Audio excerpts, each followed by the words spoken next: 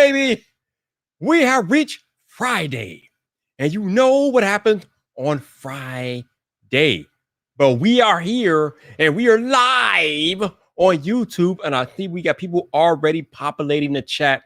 I appreciate you guys. Welcome back. We're doing it big. Most of y'all are aware by now, but we are in the midst of Veda, which is video every day in August. Or if you're Viper, we are talking about Viper every day in August, which means I am live streaming every single day this month, which means I have live streamed for the last 20 days in a row, or the last 20 nights in a row, excuse me, counting tonight. So this is the 20th night in a row I've live streamed, and we are here on Friday for Friday Night Vibe.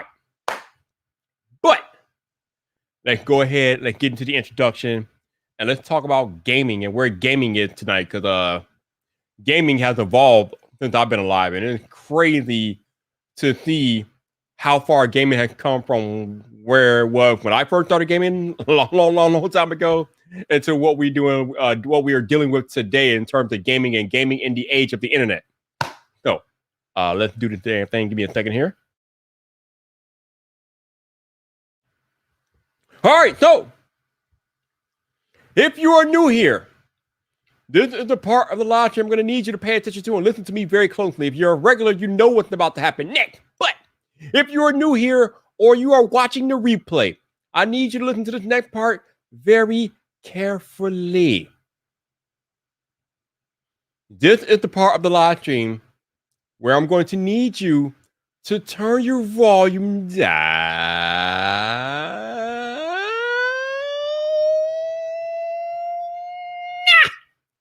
Because if you don't turn your volume down, I will not be held liable for what your neighbor think about you listening to some loud dude on YouTube. That's on you, not on me. That's on you, not on me.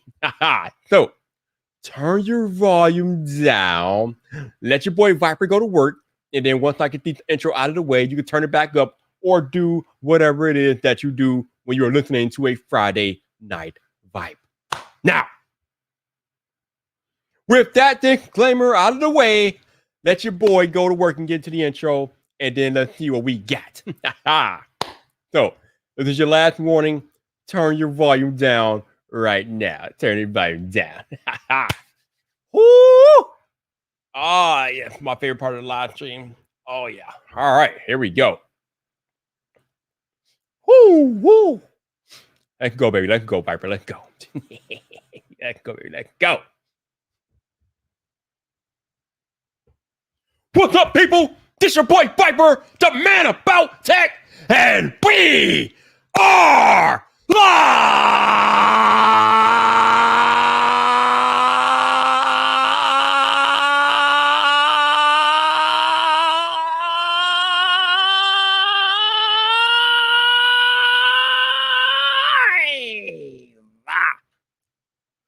Welcome to Friday Night Fight, baby!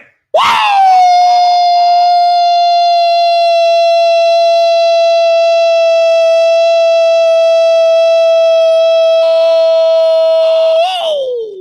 Woo! Oh, yes! It is that day again! We are back!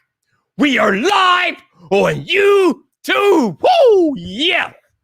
Before I get started with tonight's festivities, let me see who I got in the chat tonight. First on the list, the Apple Jockey Alex Jackson. What's up, bro? How you doing? We got Jeff Hell. What's up, Jeff? How you doing, baby? We got Kanye West. What's up, Kanye? How you doing? We got Lonnie McCorkey. What's up, Lonnie? How you doing, man? How you doing? We got Toy Fun Fam Gang. What's up? How you doing? My homie from the UK, Marvin Wallace is here. What's up, bro? How you doing? Cool Gamer is out there chilling. What's up, man? How you doing? We got iLobo Gaming. What's up, man? What's up? How you doing? And we got Khalil out here. What's up, Khalil? How you doing, baby? How you doing? Light crowd tonight. That's all good. That's all good. So, I know some of y'all might not believe this, but your boy Viper is 40 years old. So, I first started gaming back in the 80s, okay?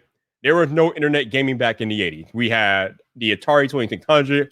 We had the original Nintendo Entertainment System. I think my very first video game system was the one of the Ataris. It's like the Atari 2600. So that was my first experience with gaming. Then eventually, I think later on, I got the original NES, the original Nintendo. So when your boy Viper says he goes way back, your boy Viper goes way back in terms of gaming. So my first system was like I said, my first system was the Atari 2600. Let's fast forward to today, almost 30 some odd years later, or whatever the case may be. Your boy Viper owns both the Xbox Series X and the PlayStation 5.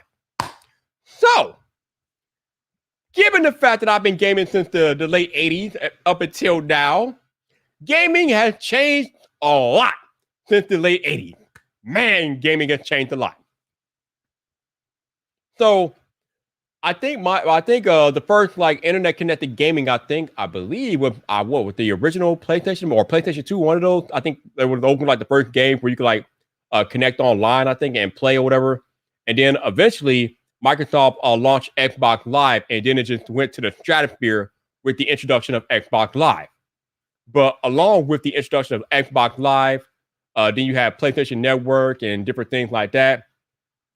And then as Xbox Live and PlayStation Network evolved, now you got things like PS Now and Xbox Game Pass, and you got digital games and you got downloads and this, that, and the other. And it's all much, much different from what it was back in the late 80s. Gaming in the internet age is a gift and a curse. Yes, I said that. It is a gift and a curse. Some of gaming's greatest advancements have come from the fact that gaming and the way we play games and play with each other is connected digitally via online and internet. So the internet has vastly changed the landscape of gaming, and we're not going back. Like, the internet is here. It has changed gaming. We're not going back to the way we were playing games before the internet. But with that advancement of gaming and the internet comes some downsides.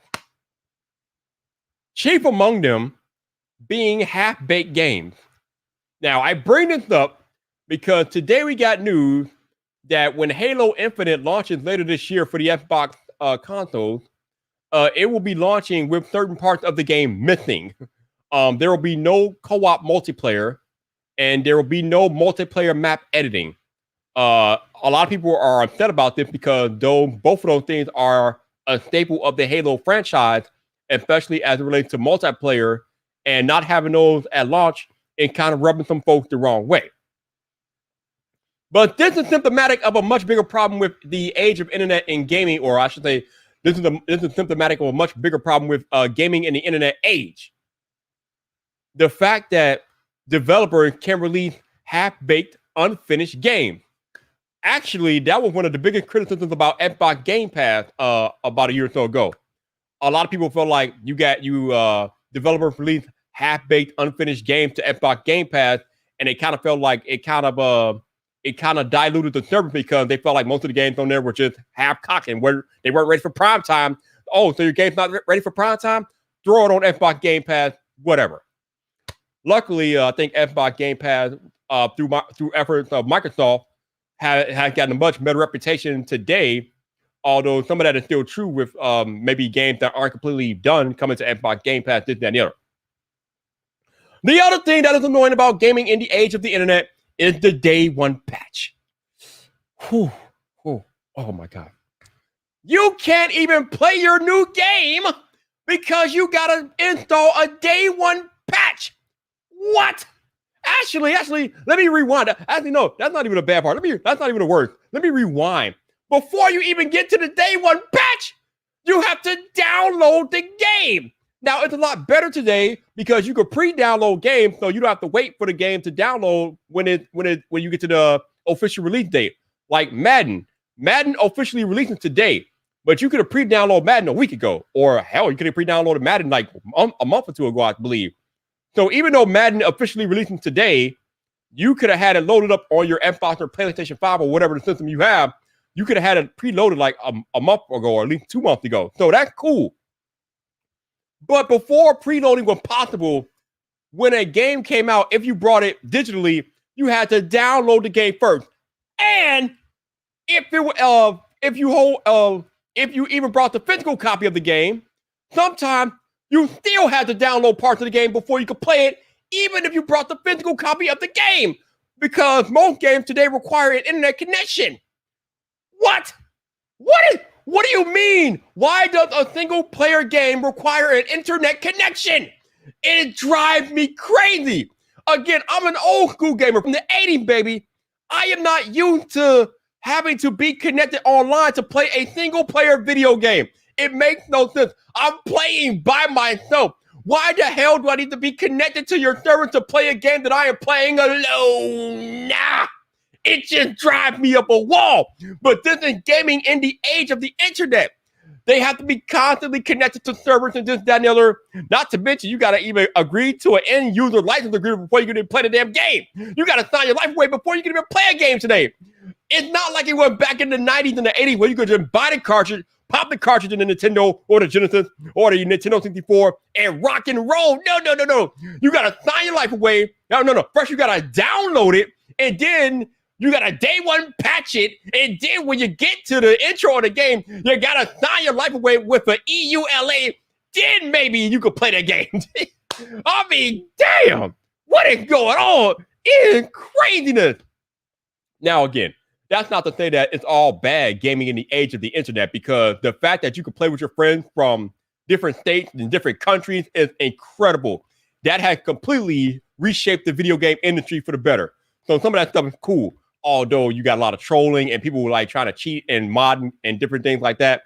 So that stuff, some of that stuff is not cool. But just the fact that you can game with anybody from anywhere in the world via internet is kind of crazy. The fact that Xbox Game Pass is a thing is kind of crazy, where you can like literally have access to hundreds of games and download them and play them anytime for a monthly fee.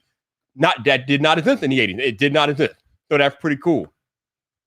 The fact that before online gaming really became a thing, back in my college days, back in the early 2000s, we had local LAN parties. I don't know how many of y'all are old enough to remember our LAN party where we were literally connect our system to the local internet network, the local area network in your college dorm or your apartment, whatever, and you could play together that way too. So that was pretty cool. So the age of the internet have brought a lot more gamers together than you ever could without the internet existing. So the internet has done wonders for bringing gamers together to be able to play their favorite games together online and not having to have them be in the same place, playing on the same system, different things like that. But more, boy, between having to download the game and the day one patches and then games coming with parts missing, it's ridiculous. Not to mention the fact that Call of Duty Vanguard is coming in at a whopping 270 gigabytes if you're buying it on Xbox. What the hell is that? 270 gigabytes? Big if you're buying it on Xbox? Why? It makes no sense for that game to be that big. What the? Could you imagine? Bruh. Imagine if you were a parent and you didn't know anything about like preloading the game, right? You brought your son or daughter or whatever, Call of Duty Vanguard, right? So it probably will be out in November because that's when the Call of Duty games normally come out. So when you get to November, right, and you don't know a damn thing about preloading, can you imagine buying Call of Duty like from the PlayStation Store or the Xbox Microsoft Store, and then you having to wait you have to wait to download 270 gigabytes before you can even play the game. Now, luckily, some of these games have like early, but they have like a certain threshold to where if you download a certain part of the game, you can play while the other parts are downloading. But still, if you want full access to the game, if you don't preload it, you literally have to sit through a 270 gigabyte download. And depending on how fast your internet connection is, we could be talking about 3 hours or 30 hours. Are you, what? What the hell, bro? What is this? This gaming in the age of the internet is insanity with some of this stuff. I can't believe, could you imagine talking to somebody like Viper who gamed instantaneously back in the 80s? I pop the cartridge into the Nintendo, blow on it if you gotta blow on it, pop it into the Nintendo, and I'm immediately at the start screen. Bro. Not to mention some of these games when you pop them in or when you download them, They take 20 minutes before they get to the title screen. They got pre-roll, they got ads, they got credits, everything. It's like watching a damn movie. It takes them 20 minutes to get to the damn title screen before you can press start and then enter into a game. I tell you, as much as I love gaming in the age of the internet, some of this stuff is annoying as hell. And part of it is having to wait 20 minutes to get to the title screen when you're playing a new game. It's infuriating. Now, luckily, that PS5 and the Xbox Series X come with SSD, solid state drive. So these games are loading a lot faster today than they were like maybe 5-10 years ago without SSD. But still, even with the SSDs, you got to wait you don't have to wait that long anymore, but you still got to wait a little bit. Whereas in the olden days, when you were rocking via a cartridge, you ain't have to wait that long. You just put the cartridge in and boom, you're in the building. You're ready to go. You're in the building. But bruh, the fact that developers now have an excuse not to go hard on developing these games, and they can release the game literally in pieces. They don't even have to release the whole game. But the big problem with this, they can release their game in pieces, but they don't charge us pieces though. They're going to release Halo Infinite in pieces, but if you're not subscribed to Xbox Game Pass, guess how much money they're going to want for Halo Infinite? $70 probably. You got to pay the full amount up front, even though you can't get the full game up front. They want the full amount up front. How is that fair to the gamer? How does that work? You want to release chunks of your game, but we can't pay you in chunks. We got to pay you the whole amount to get access to the chunk that you release. What? It is crazy. It makes no sense. Somebody make it make sense. I need somebody to come in here and make this make sense, because it does not make sense for me to pay $70 for Halo Infinite and its missing parts of the game at launch. What is that? How does that work? How is that even legal? Man, what is going on? And then don't even get me started on DLC and microtransactions. Oh, God, you kidding me? Microtransactions? Are you serious right now? Oh, disgusting. I hate that crap. Garbage. Ugh. Not only do you have to pay for the game, you have to pay extra for the microtransaction where you don't have to, but they actually have the audacity to charge you $70 and still include microtransactions in the game. Are you, what the hell? What? What is going on? So, no, it's not enough that I paid $70 for Assassin's Creed Valhalla. Oh, no. Ubisoft has a whole ass store where they will charge you to buy their Helix, which you can use for microtransactions in the game, on top of the $70 that you already paid. Bruh. Somebody explain it to me, please. Help me make it make sense. Why any Blue Monkey's nipple do I even have to consider microtransactions if I pay full price for your game? Oof, what is going on? Bruh, I need this to make sense. Somebody explain this to me. I don't understand it. But y'all let me know in the chat, how do you feel about the way games are coming out now in the age of the internet? This stuff is buffoonery, some of it. Again, some of it is amazing and it's awesome, and the capabilities of gaming in the internet age are mind-blowing, but some of the stuff is absolute buffoonery, and it should not be allowed. I'm just saying. All right, Signeri says, I can understand that to a certain point, but to be honest, I get your point. Bruh, seriously, why am I paying $70 for a game and there's microtransactions in it? What the hell is that? Why am I paying $70 for a game, but if I want more, or if I want more chapters, I gotta pay for a DLC? What is going on? What is this? Alan Osborne, make it make sense, please, Alan. Make it make sense to your boy Viper. I don't understand this stuff. All right, Toy Fun says, Viper Kid will never know the pain of a TDK cassette tape screeching for about half an hour to load and then fell. Oh, God. No, man.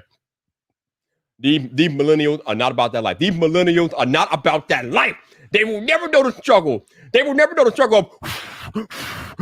They will never know the struggle of blowing out a Nintendo cartridge. They don't know what we went through back in the day. They don't know. They're like, what's a cartridge? They're probably looking at us like, what's a cartridge? Bruh, y'all don't know how lucky y'all have it. I mean, now some of the stuff is unfortunate because, again, with a lot more games being brought digitally today, there's really no more midnight launches where you go to the game store and line up before midnight. I used to enjoy doing that, actually, especially for like Halo launches or Madden launches. GameStop will have their midnight launch. You can just go line up at like 10, 12 o'clock at night. And then at midnight, you can get the game. those were fun times. I used to like enjoy being on those lines at midnight, lining up. I remember, I think it was Halo 2. I remember being in line at a GameStop for the midnight release of Halo 2. That was fun. Those are memorable times. We will never get that again. Like, I don't. Do they even still do midnight launches in the stores anymore? I mean, hell, I don't even know. But man, oh my goodness. Oh, dude, man, Josh, you know, man, you already know, bro. You already know. Oh, it's crazy that the mob are having their yeah. They're charging you full price for the game and still have the audacity to include microtransactions. What in the hell? Why? No, stop it. And then they're releasing the games in chunks. And then gaming in the age of the internet can produce disasters like Cyberpunk 2077. What is that? Oh my God. This game was clearly not ready for prime time, but CD Projekt Red still released the game to 5 systems, looking like a buggy hot trash, a paper bag of hot trash, looking like 5 pounds of monkey crap in a 2-pound bag at launch. What was that? It was terrible. You couldn't even play the game without a bug. You can literally play the game for like 30 seconds, bug, 30 seconds, bug, 30 seconds, bug. Like, what is this? What is this hot garbage that CD Projekt Red released back in December with Cyberpunk? It was hot garbage. Now, they patched it up since then, but again, they charged $70 for that garbage, for that dumpster fire, for that cluster clock. You know what I'm talking about. It was ridiculous. It was a debacle. It was a buffoon sham. What was that? $70 for Cyberpunk. The game was so bad, Sony and Microsoft were issuing refunds, and Sony pulled it from the PlayStation Store. They pulled it. They yanked it out. Hey, get that garbage out of our store. We're not selling this trash. Get it out. Man, what is going on right now? Bruh. Oh my goodness. Terrible. But that is gaming in the age of the internet. Developers feel like empowered to release half-baked trash and still charge up full price. Rough, bro. It's rough. I'm saying it's rough, y'all. It's rough. All right, Khalil says a good question. Make me wonder: do they even do iPhone lines anymore? Most people just no. Their iPhone lines are dead, man. Apple wanted to kill iPhone lines, and they pretty much killed it with the pre-order process. So because of the pre-order process, there's no reason to line up for an iPhone anymore. I mean, I'm pretty sure some people still do it just for the nostalgia of it, but for most part, that's dead. Those fun days are over too. I remember being on iPhone lines too. Those were kind of fun as well, but yeah, that's gone, man. All right, Adrian said, I also hate that they can take a game off of all platforms and you can't buy it anymore. Yeah, that's that. Well, if you buy the game, then obviously and download it, it's yours. But yeah, if you were interested in a certain game or whatever, but you didn't have the money to buy it at the time, if you forget about it and you still want to buy it and they take it off platform, then you can't buy it anymore. But they don't really do that too much, except for like older port games, because nobody's buying older port games anyway. But I don't know if that happens too much, but yeah, that does suck. That definitely sucks. Signeri says Cyberpunk might be the single worst game release ever. Bruh. I don't know if they will ever recover from that release. Like every time CD Projekt Red releasing the game these days, we will be looking at them side-eye like, oh, is it ready? Are you sure? Are you positive? Maybe you should charge like $40 instead of $70. We got questions, you know. We got questions, CD Projekt Red. We got questions. When they go to release the game in the future, we will have questions, and rightfully so after that debacle. Oh my goodness. All right, Ethnic says, I hope EA don't go down the road of the buffoonery with, oh, dude, you know it's coming. You know Battlefield is going to have microtransactions in it. You already know. EA is like, they're like the poster child for microtransactions. They're terrible with that stuff. I mean, they are butt naked terrible with microtransactions. EA is one of the worst offenders, bro. Just know it's coming. You already know it's coming, man. All right, Khalil says, I just looked it up. It seems like some people still do line up for iPhones. But yeah, there's still people that still line up because if you want to get an iPhone on day one and you don't pre-order it early enough, then you got to go to the store because those shipping dates flip pretty quickly if you don't if you're not among the first to pre-order the iPhone. But I think most people these days are willing to wait for them because the ship dates don't flip that much. I mean, if you don't pre-order within like the first hour or so, you might have to wait like a week or so. But It's not that bad. People aren't that hard pressed. Plus, these days, there are so many iPhones out there that anybody can get an iPhone at any price point. So they're not as popular as they once were back in the heyday of the iPhone line. But yeah, there's still some iPhone lines out there, but obviously nothing like it was 10 years ago. Nothing like that. Jonathan says, yeah, you got to launch a game with, got to launch a game with polish. I did, however, play it on 1.2 and completed with amusing visual box that didn't take away from the experience. Oh, okay. I mean, I hope though. I hope though, because man, man, that was terrible. That was terrible bad, bro. It wasn't terrible. It was terrible bad. All right, Adrian says, EA will milk a theory for everything. Look at them for it. See, yeah, exactly. I mean, EA are the poster child for microtransaction, man. They are bad. They are very bad. All right, Khalil says GameStop midnight release seems to still exist, also to some degree. Like for the Nintendo Switch. Oh yeah, for the consoles. Oh, absolutely. But for the game, probably not as much as they used to. I mean, why would anybody in their right mind line up at midnight anymore for games where you could buy them from the digital stores? Like, I mean, I'm pretty sure some people do it because some people still like to collect the physical copy. But as far as actually lining up at midnight, why? I mean, most of us are buying games digitally these days, so there's no need for that. There's no need. Oh, Simply Pops is here. What's up, bro? How you doing? He said, I can't wait for these new Apple products. Tech season is here. Yeah, man, you don't have to wait much longer. Let's see, we're on August 20th, which means the Apple event should be coming up in about 3 weeks. So yeah, bro, Apple season is here. Hopefully you got your wallet ready. You know how that goes, Pops. You know how that goes. Apple coming for your wallet, baby. They coming for your wallet. Samir said, I can rant about the gaming industry for days. Well, why don't you turn on your camera here, and I will give you a link if you want to come talk to me about this, because I know you can rant about it, man. You are a Twitcher, so I know you can talk about this stuff. So if you want to come talk to me, let me know, bro. Let me know. Joseph Hardison's in the building. What's up, bro? How you doing, man? How you doing? Appreciate you dropping by. So we are in the midst of Viper every day in August, people. Your boy Viper has been live streaming for 20 days in a row. I appreciate you guys showing up and showing out each and every night I've been live streaming. So thank you guys for that. Definitely appreciate you. Super chats are open as always.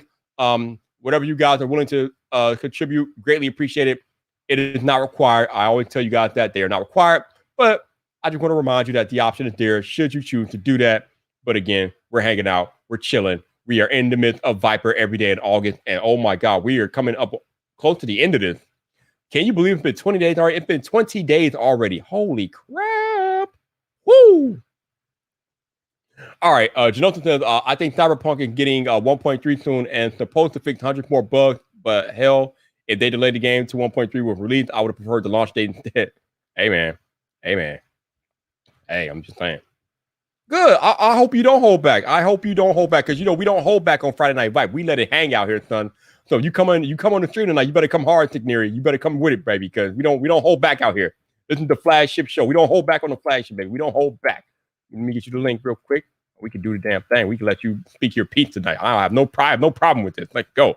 All right, check your Twitter DM, sir. You got the link. You know what to do. All right, let's see. Ethan says, when EA charged for weapon packs with superior guns to those who didn't want to buy packs, they lost me. Yeah. I think we talked about this before, about how microtransactions for actual games, like actual performance enhancements, not the best look. I mean, for cosmetic purposes, maybe, but for performance gains in the game, yeah, that's not a good look. Not a good look at all. All right, Adrian says, I remember the pizza, the prizes, and the parties my local GameStop will put on just for release night. Yeah, man.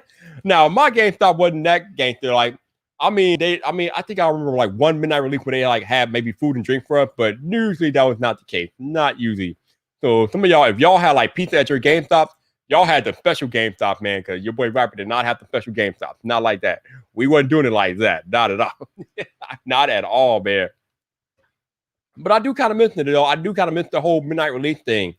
But again, I mean, the world has evolved. Technology is rapidly evolving all the time.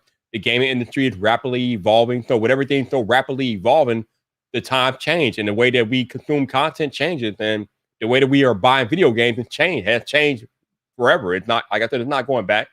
Why the hell would you go out to a store where you could just go into the next room and download a game from the Sony PlayStation Store or the Microsoft Xbox Store? Why would you do that? Or the Nintendo eShop? Why the hell would you go to a store where you could download the game right there? It makes no sense. Simply Pop, since I pre-ordered the OLED Switch to Best Buy, this will be my first console store pickup. Ooh, okay. I pre-ordered it through Amazon, so hopefully Amazon gets my pre-order right this time. This is the third console I pre-ordered from Amazon within the past year. I pre-ordered my Xbox Series X there. I pre-ordered the PS5 there, and I now pre-ordered the Nintendo Switch OLED from Amazon. 50% of the pre-order went smooth. The PlayStation 5 pre-order went smooth without a problem. The Xbox pre-order was a disaster. It was a complete disaster. I had to end up getting it from somewhere else. It was terrible. So hopefully Amazon does your boy right this time with the Switch OLED, but we shall see. Oh, we got my man Boom in the guy in the building. What's up, bro? How you doing, man? Hopefully you're doing well, sir. Hopefully you are doing well. Haven't seen you in a while, so thank you for hanging out, man. Just talk about how gaming has changed in the internet, bro. Internet age. It is not what it used to be, man. It's definitely not what it used to be. Check that out. Lover of Tech is here. What's up, bro? How you doing, Ben? Haven't seen you in a while either, bro. Hopefully all is well, man. All is well with you.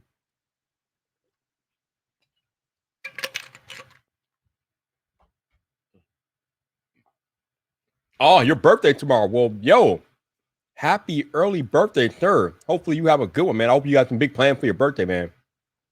I know the world is going crazy again a little bit, but hopefully you have some good plans for your birthday, man. You got to cherish your birthdays. You only get one a year. That's your day. You should live it up to the fullest. So I would highly recommend you live it up to the fullest, my dude. Do that. All right, let's see. Ethnic says, did Apple have in-store iPhone release last year in the US? Didn't. Yeah, they did. They did. Yeah, they had in-store. Actually, no, did they? I think that I want to say they did. I'm not. I don't know. I don't know. I want to say yes, but something telling me maybe I don't know. I don't remember. I don't remember. I think they did though. My man, Blubber says, yeah, man, I am blessed, my guy. I need to get back on the stream with you still. Hey, man, you're always welcome, baby. You are always welcome. Just let me know, man. Let me know. All right, Boom in the side that he's making Piella with some friends and doing karaoke. Oh, you are doing it big. That's what's up, bro. That's what's up. Joey T, what's up, man? How you doing, man? How you doing? Oh, we got Mark Sequence out there hanging out. What's up, bro? How you doing? But yeah, let's get my man. We got a Twitch affiliate in the building. We got a hard-hitting, opinionated streamer on deck. He's about to come on here and rant about the gaming industry because he is heavy into that. So let's introduce my man, Mr. Joshua Signery, to the show. What's up, Josh? How you doing, man? How's it going, dude? How's it going? Long time no talk, man. How you been? Well, I'm in the process of moving right now, so my studio is half torn apart, but it's good. It's good. But you still got the electronics available to stream. So that's what's up, bro. That's what's up. Dude, I got to still be able to play my video games every once in a while if I can. Absolutely. So you've heard me rant about how gaming has changed since the internet has gotten involved with it. So what are your thoughts on gaming in its current state with the internet being involved? Okay, I just want first preference, like, if you know me and my character, like, I give people and companies, like, way too many chances to, like, succeed. Like, I like to give people the benefit of the doubt. Mm-hmm. But, like, the stuff that, like, EA has done is, like, to a point where, like, I just can't take anymore. Like, the microtransactions is one thing. Like, free-to-play game and microtransactions, like, all right, I understand from, like a developer standpoint that, like, I have to make money somehow. Like that makes sense. But like what doesn't make sense is like charging that $70 and then being like, oh yeah, by the way, we're also going to charge you for all of this cosmetic stuff. And you're like, preach. Why? Like it's infuriating to a gamer. Like, I already spent $70. Why am I going to spend more money? You know what I mean? Like, let me just unlock those things. Like, I don't have a problem sinking in 200, 300, 400 hours into a game. Like, that's not the problem. The problem is I don't want to spend money. Now, if you want to give me the option to spend money, like, an option is cool. Cause then it's like, hey, I don't want to grind 200 hours for all this legendary stuff. Let me just spend $120 and then I can just have it. Like, that's fine. But like, there are things that the gaming industry has like done that is just to a point where it's just like, why? Like, why are we at this point? Yep. I don't know. That was the first topic that came into my head was EA. EA has done a lot better, I think, with their microtransactions. I think they've learned their lesson. Oh, they got lambasted for the Star Wars debacle, definitely. Yeah, the like, if you go play what is it, Battlefront 2? Yeah, the new one. Like, it's a completely different game. It's a fun game now to play, but it took what, 2 years, a year for that game to like get ironed out. It's not the same game it used to be. Right. And like in Cyberpunk as well, like you're right, everyone's gonna look at Cyberpunk and Project CD Red and just be like, are you sure this game is ready? Like, you can take your time. Like, and that's the thing too. Like, people like to complain about like, oh, this game's taking forever. But like, I feel like every gamer now is just like, let it take forever. Like, Bruh, after Cyberpunk, I don't think any of us are gonna have any issue with delayed games ever again. Not after that debacle, not at all. no, because like, what's the point? You know, like, I don't want my game half baked. Like, and like, we all know what it looked like when it actually came out, but when it was supposed to come out, it's like, how bad was that game? Like, how bad really was it? Every 30 seconds, new bug. Every 30 seconds, you encounter a bug in Cyberpunk. It was CD Projekt Red has a little bit more of an issue than just a bad game. They also kind of just lied to everybody as well. Ooh, like yeah. the lying and the marketing, like that was pretty bad. Like that's where I have a bad taste in my mouth. Yep. When it comes to them, the game now like is fine. I mean, it's not what we were promised, but it's a fine game. It's another RPG in a cyberpunk, universe. Like, woo, cool, great. But Right. it's not what we were promised. It's just another bleh. It's whatever. Okay, so you just touched on a half-baked game. So what are your thoughts on developers releasing games half-baked but still charging us full price to buy these half-baked games? Like, we know that when Halo Infinite comes out later this year, it's not coming with co-op multiplayer or the multiplayer editing of maps. But they're still probably going to charge full price unless you're subscribed to Game Pass, obviously. But if you're not, you got to pay full price for that game. So what do you think about them charging full price for releasing their game half-baked or in chunks?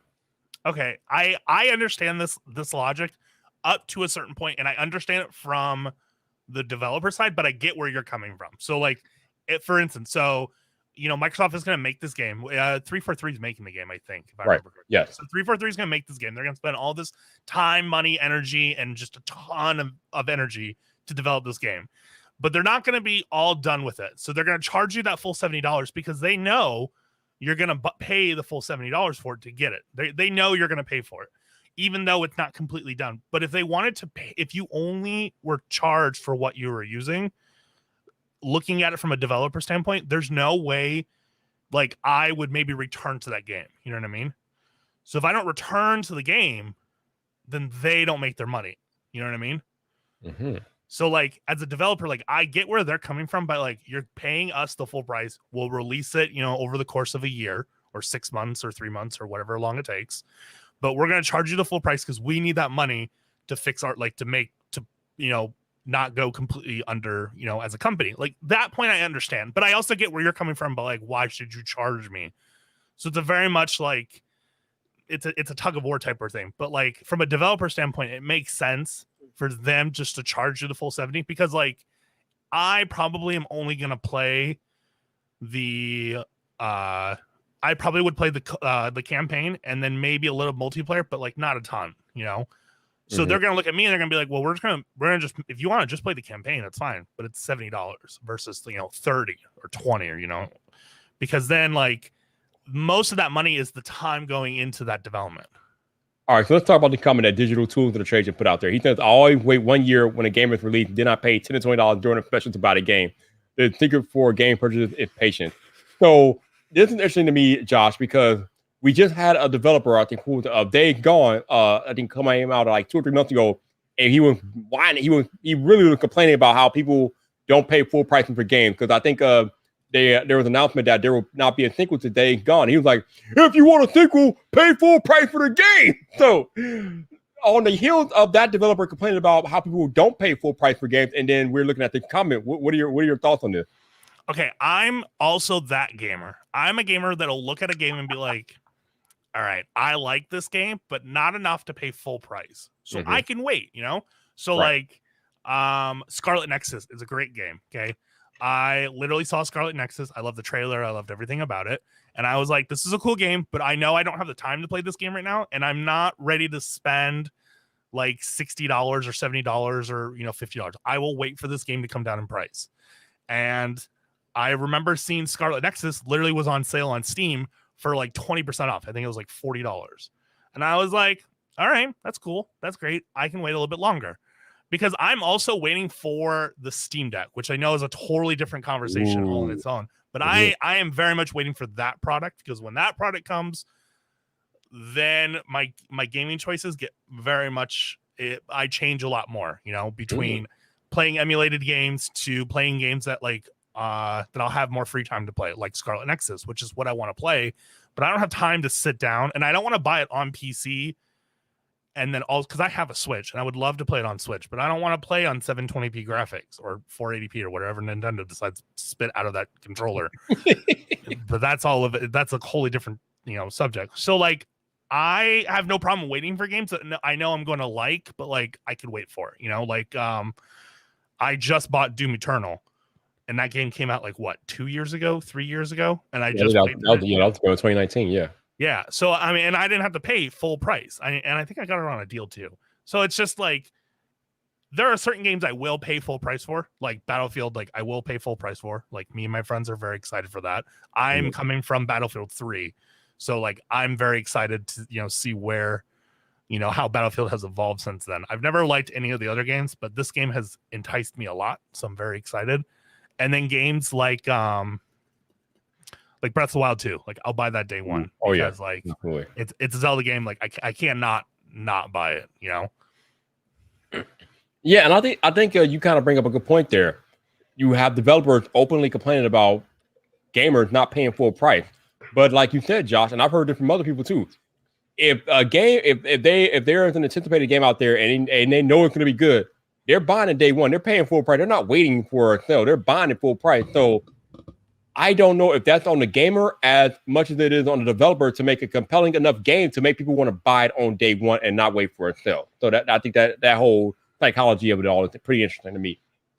Yeah, because like you also have like, we're older. We don't have a ton of time on our hands. Like right. I am very like I literally called my new job, asked me like, hey, what days do you need off? And I was like, oh, I'm gonna need November 11th off. And they're like, oh, why? Like, do you have plans or something? And I was like, no. Starfield comes out that day and I need that day off.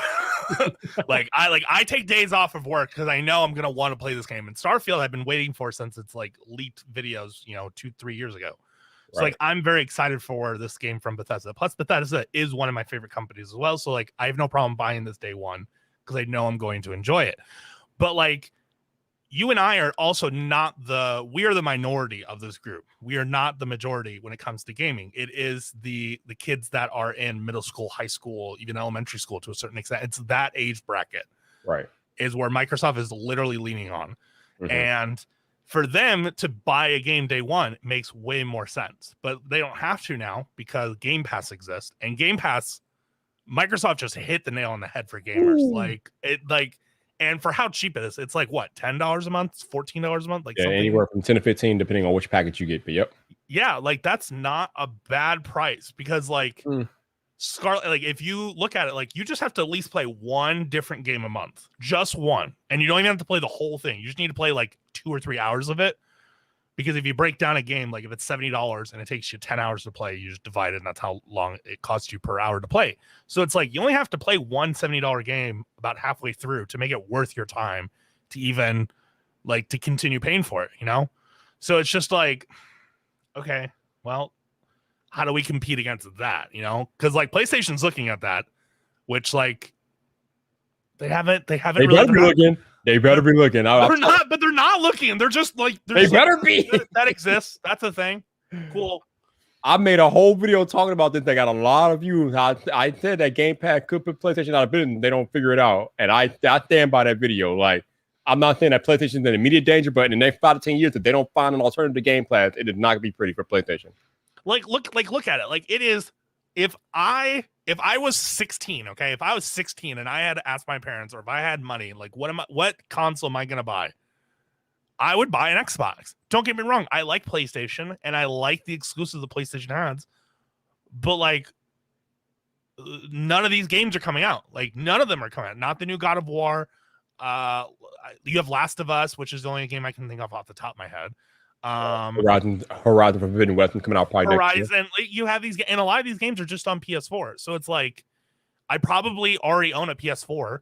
So it's like, okay, cool, I can play all these games because PlayStation's like, here, you can play this brand new game also on your PS4. And I'm like, all right, so my Jet Engine can play this now. Cool, great, who cares? But it's like, as a 16-year-old gamer looking for a new console, like your ridiculous in not purchasing an Xbox at all. Like you would be dumb between Game Pass, the Xbox, customizing controllers. Like, why wouldn't you? Some people are going to think this is a hot take, but I've been saying for a few months now that I believe that right now, today, the Xbox Series S and S are better value than the PS5 because of Xbox Game Pass, which is like a stark 180 from how I felt before the console was released. But now, having owned both of them since their inception, I'm still telling people right now that the Xbox is the better value because you get Game Pass, you get access to hundreds of games for a monthly fee, and the value, and then they're adding special perks with Game Pass, like access to Disney Plus, EA Play, different things like that with your Game Pass subscription. So, I mean, the value, just the access to the games and the value of Xbox Game Pass catapults it in terms of value over the PS5. Because again, I mean, I know Sony has PS Now, but it ain't on the level of Xbox Game Pass. It's not on the level. Let's just be real. Side note, someone said my audio is really low. Is it still low now? I turned myself up a bit. Your audio fine. I don't have an issue with your audio. Oh, okay.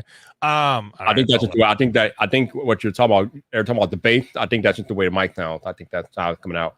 Oh, sorry. But to answer Adam's question real quick, or I should say, Boom in the Sky. I've had this mic for 2 years now, almost. I think. You might have been here last time that you might have been here. I was using the Rodecaster, the Rode Procaster, because I have the Rode Procaster as well. But I switched. I was using this one first, and then I switched to the Rode Procaster because I have the Rodecaster Pro podcast studio set up. But then I think about a few months ago, I switched back to using the Shure SM7B. So, no, I've been using this mic for almost 2 years now. So, yeah.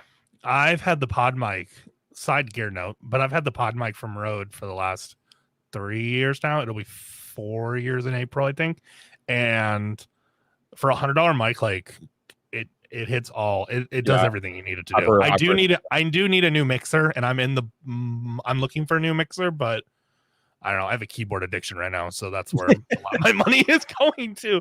But I need a new mixer because this one's dying. So it could be the mixer as well, but it's whatever. Let's see. But yeah.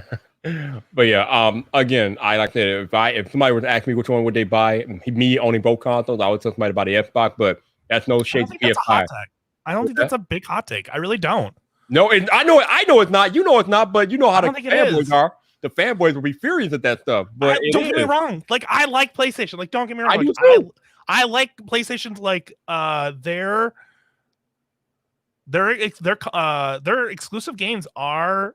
Yeah, like one of the best. Like I like Last of Us Part 2, even like where people didn't like the ending and stuff. Like I liked it. Like good game. Like God of War, like good game. Horizon, like good game. Like Gran Turismo, like good game. Like Spider-Man, like Spider-Man. Like they have good games, but like the question you have to ask yourself: are good games, and by good games I mean like 10, not like 10,000. Like 10 good games worth a $500 console or $300 whatever you get? Like, is it worth it? And it's like, it's a bad like investment. Like maybe PlayStation will make new games, but that's a big ass maybe. Like that's a huge ass maybe. It's not even a definite. I don't know if I can agree with that because Sony has the history behind them. They have the track record of making quality exclusive titles. So at least they have that going for them, even though they don't have them available right now.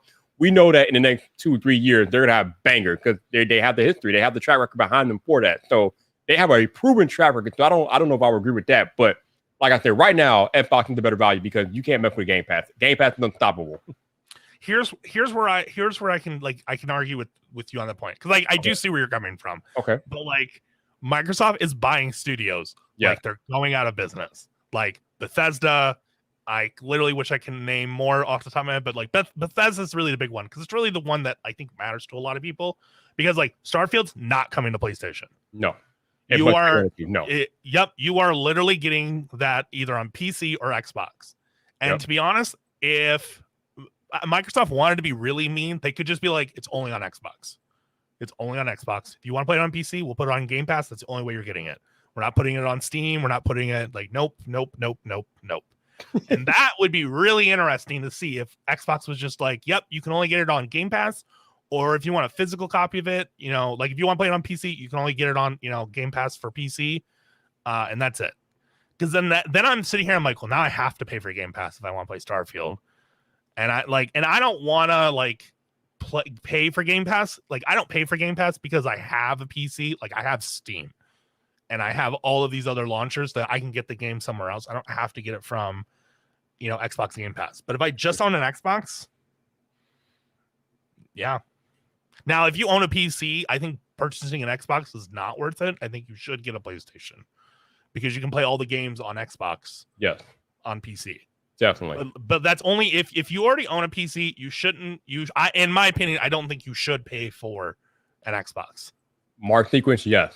Yes. But that's the game will be on Xbox and PC. You're not getting them anywhere else. Yep. And that's like, if you didn't think that wasn't going to happen, like, you were just lying to yourself. I need you wake up. Like, yeah. I don't know why these PlayStation people think that some of these Bethesda games are going to come to PlayStation. I've said it for a while now, but I'll say it again. You do not pay almost $8 billion for ownership of the studio and still allow the game to go to your competing platform. Why would you do that? There's no point in buying them if you're going to still sell them on PlayStation. So no, Bethesda games are not coming to PlayStation. Just get that thought out of your mind. It's not happening. No, it won't. And the only games that Bethesda has to honor is Deathloop, which will come to, because that was PlayStation exclusive. Mm-hmm. And there was another one. None that I can think of off the top of my head, but I thought there was one more, but maybe not. But like Deathloop is going to be the only one. And Deathloop looks cool, but I can play that on my PC. But again, like Xbox players, like, you're going to get Starfield. You're going to get the new Elder Scrolls. You're going to get another Fallout game. You're going to get these games from Bethesda. You're probably going to get another Wolfenstein game maybe at some point, depending if they ever really want to do anything with that series. Like I can just name a bunch of it off, So it's like, if you don't own a gaming system, buy an Xbox or buy a Switch. I guess you could buy it, but don't buy a PlayStation. Like, it's just a bad investment, I think. So, Mr. Camera Junk, it's not really about doubling your market, because what Microsoft was trying to do is they're trying to bring more people into the Xbox ecosystem. You don't sell games on PlayStation to bring people into the Xbox ecosystem. You do that by making the content exclusive to the Xbox ecosystem. That way, you bring more people into that ecosystem. And in that way, they can consume more content from the ecosystem that is not Bethesda. So it doesn't behoove Microsoft to sell Bethesda games on PlayStation, because then you're giving that you're helping your competitor out. Like you're giving them a leg up. You don't do that. That's basic business 101 right there. Yeah, Microsoft is looking about users. How many users are on it? And like a good example of this would be like MLB The Show. MLB The Show is not owned by Sony, but like, and they're not really exclusive to Sony. Not so anymore. When they were able to, not anymore. And so when they pushed that game to Game Pass, MLB The Show said that they sold I think they said 10. I think they said, I don't remember the exact numbers. I want to make sure I get right numbers, but like they sold 10 million copies. I don't think it was that number, but I'm just going to use that number. They sold 10 million copies, but they said they had 22 million users. Mm-hmm. And you're like, well, where are they getting more users from? They're getting all those users from Game Pass. And that's what Microsoft only cares. They don't really care if they sell the games. They care how many users are on their thing. That's all they care. Because at some point down the road, we're going to come to a point where like Microsoft is going to sell like a jump drive stick you just slap in the back of your TV. Or they could just partner up with like Samsung or any other TV like LG and just put Game Pass and put xCloud right on the system. There you go. So digital tools in the trade that Bethesda will still make games for multiple devices. It will be hard to keep it based on a single platform. If by multiple devices you mean all Xbox and PC, then yes. If you think they're going to go further than that, no. No. Now here's the caveat to that though. The only way it goes further than Xbox and PC is if other platforms allow Xbox Game Pass on them, like the Switch, or if health reasons over Sony allows Xbox Game Pass on the PlayStation, which will never happen. But if Xbox Game Pass branches out to different platforms, then yes, those games will be available for those platforms with Xbox Game Pass. But that's the game, cloud, right? Or Android. Cloud, but right on the cloud. But that's the games are not going past Xbox and PC. Again, you don't pay $8 billion for a group of studios to allow your competitors to have access to them. You don't do that. That's just bad business. So Xbox, that's it. Now here's an idea that could happen. This is a big could. I have no proof of this yet, but like only time will say is like, let's say Starfield comes out, and Starfield is exclusive to PC and it's exclusive to Xbox because it is. They said that. Also, it's on xCloud as well. But let's say the game sells like, I don't know, let's just pick a giant number. It just sells like 50 million copies. Mm-hmm. Bethesda is like, okay, we've sold 50 million copies to PlayStation and PC. It's been out for maybe like 4 years. We're going to now allow it to be on PlayStation. I could see that happening in the future. By like time happens and Bethesda's like, hey, can we put out one of our best-selling games? Can we just put it on PlayStation? Because at the end of the day, Xbox is about making money. And at some point, they could push that game out to PlayStation. Now, I have no idea if it ever will happen. But I could see a day where they're like, hey, here's the 10th anniversary of the game. We're going to push it to PlayStation. I don't know, man. Maybe. I don't know. I don't think so. But anything possible, but I don't think so. Mr. Karen Junkie, Game Pass is on Apple devices. You can access it via Safari or Chrome, I think, for that matter. But yeah, you can access it via Safari on iPhone or iPad. So it's already there. Yeah, it's browser based. Yeah, it's browser based. Well, I mean, unless Apple loses this lawsuit, then actually it could happen. Yeah, they're not losing the lawsuit. Not at all. Not at all. It's fun to watch, though. Let me tell you, it's fun to watch. Okay, so here's my other complaint, Tigneri. Why the hell do I need to be connected to the internet to play my single player game? Can you please explain that to me? I can't. That is dumb. if I'm playing a single player game and I am not talking to anyone, why in the hell do I have to get it? Like, why? Like, what? Like, if it's literally like single player exclusive too, like multiplayer games, like I understand, fine, but like, because like, duh, that makes sense. But like playing, it's like you need a network connection to play Skyrim, and I'm like, why? Like, does the dragon come through the internet somehow? Like, please explain to me on how this works. Like, it doesn't make sense. Like, it's just none. That is a caveat in the gaming industry in the age of the internet that needs to die. That really does need to die. Yeah. Same with not being able to share games. That is probably the only reason why I purchased a PlayStation 5. Well, will purchase a PlayStation 5. Money's a little short right now. And so like I will purchase physical copies of games for the PlayStation because then I can share my game physically with someone. Mm-hmm. Now, Steam lets you get around this a little bit by doing family sharing, by like connecting two accounts together, and you can do all this like cool stuff, and then you can share your games with each other. But like there is no way of doing that. There's definitely no way doing it with Game Pass. Like if you want to borrow your friend's game, I mean, I guess you could just sign into their Game Pass account. I mean, nothing's stopping you from doing that. Yeah, I mean, yeah, you can do it that way, but yeah, you can't really share it. No. And I wonder if Microsoft actually has a way where like you're only allowed to sign in to one Game Pass per device. So like, I'm curious on that. I don't actually know that answer. I think you could. No, I think you could sign into your Game Pass account on a friend's Xbox. I think you can do that. Right. But can we both play at the same time? Oh, that's a good question. I'm not sure. Because I can see the scenario of like, I've got my son's, he's playing on my Game Pass account on, his Xbox upstairs. And I also want to play on a different game downstairs. Mm-hmm. And they're both on Xbox. Can we both use it at the same time? Like, because you can, like, for Netflix accounts, like, you can have multiple people signed into a Netflix account. Can I do the same thing with Game Pass? I don't actually know. I think so, but I'm not 100% sure. I need someone that's like a Game Pass, like. No, you're funny. It's funny you said that because I made a whole video where I had an actual employee of Microsoft on the video, and we talked about this stuff. So I made a video about that. I do like check the video, but I think that's. Oh no, Kendra said you can't do that. Okay, so you can't play at the same time. Dang, I mean, it makes sense. You gotta like that. Like that makes sense. I can understand because like your user agreement only allows one person to play. I can see that, so that makes sense, I guess. Yeah. But that's kind of I can see the situation then in the scenario of like if my son wants to play, whatever on one side, they'll have to sign out. It's just that stinks. All right, so he said as soon as you sign into the other, they'll sign you out of the other account. Yeah, that makes sense. I think that makes sense. But then that also means then that like.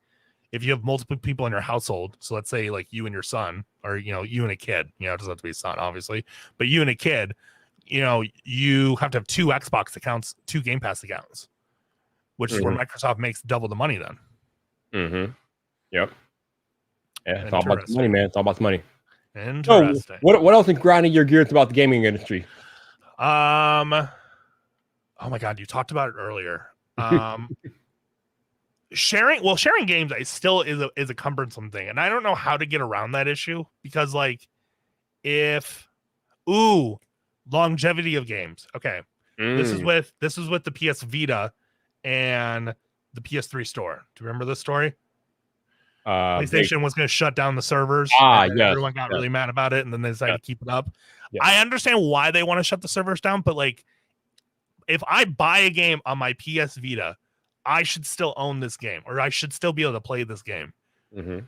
But I can't because PlayStation shut their servers down, and now I can't play these games anymore. Oh wow! So like, how do I still play these games? How do I still access these games? So why is that a thing? Why can companies just shut a server down and that's it? Like, game over. Like, I get why you're shutting it down, because like maybe not a ton of people are using it. Like, who's using the PSP Vita anymore? Like, I don't know.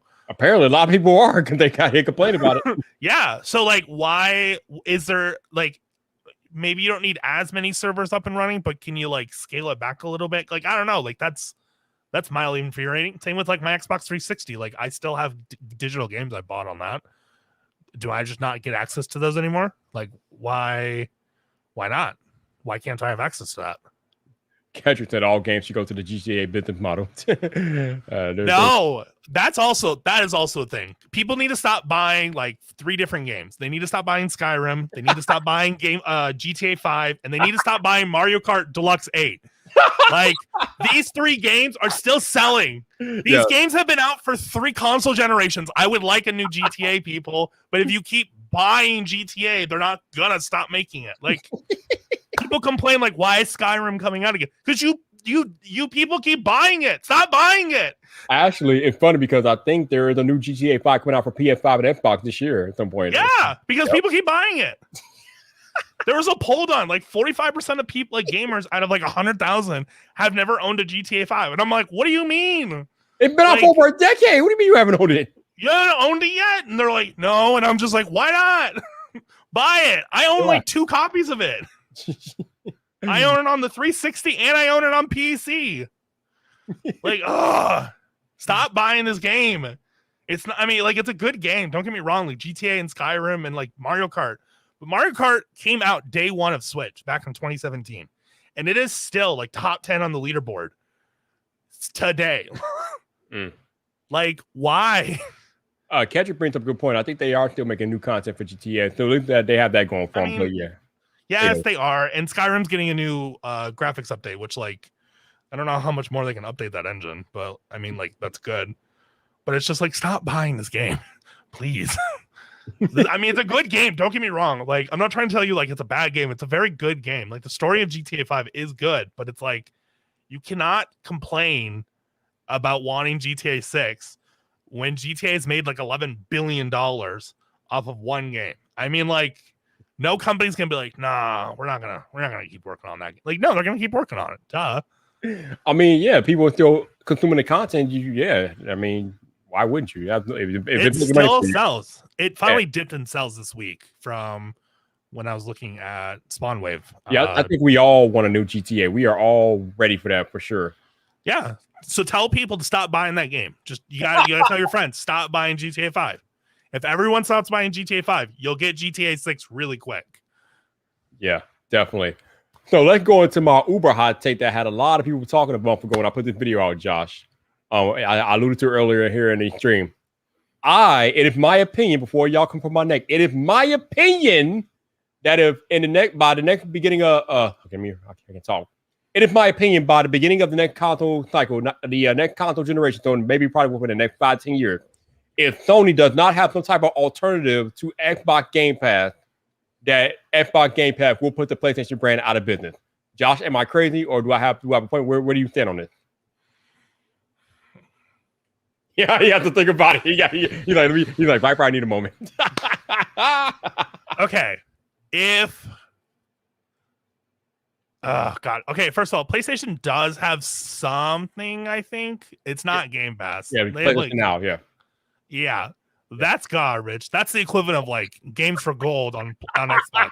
And that's a joke of an entire thing. That also needs to die.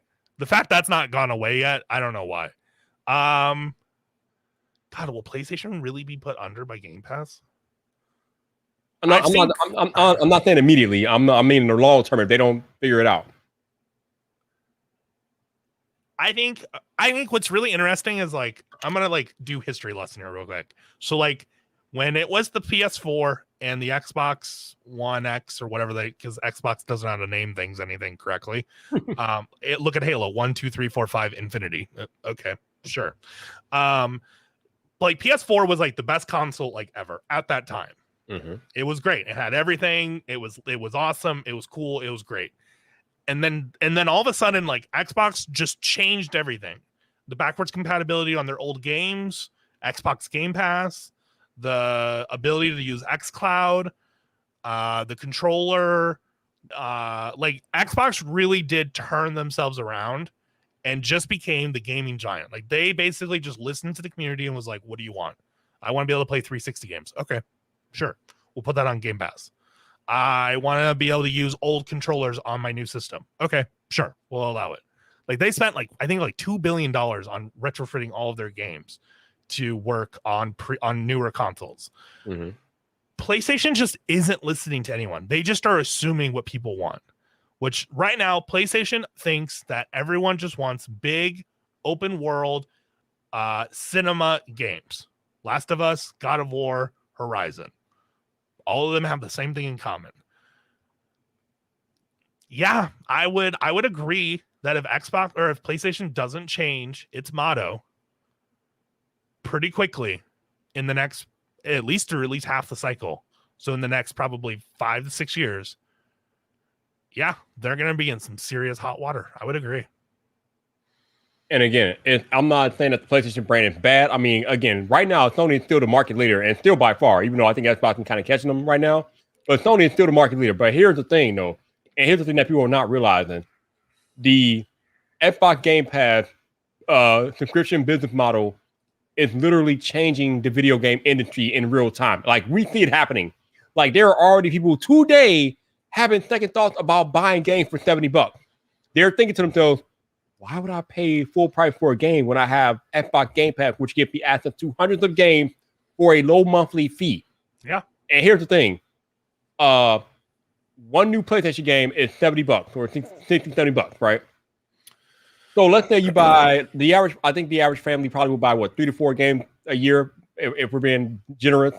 So that's what, like $200 to $300 a year for a new game. You can have access to hundreds of games for almost half of that, less than half of that, with Xbox Game Pass, because a full year of Xbox Game Pass Ultimate comes out to be around $120, or the base model of Xbox Game Pass comes out to be $120 for the entire year, and you get access to hundreds of games. But if you want to buy just 3 or 4 new PlayStation games, you have to pay double that, triple that almost. Parents are really weird. Parents are really weird because like I want to go off of my experience, which was like my parents never gave me access to like their financials at all. So if I wanted a game, I had to come up with money to get it, type of deal. And I'm coming from like the Xbox 360 era / like PlayStation 2. Like if I wanted a game, I went to GameStop to like figure out how to get it, type of deal.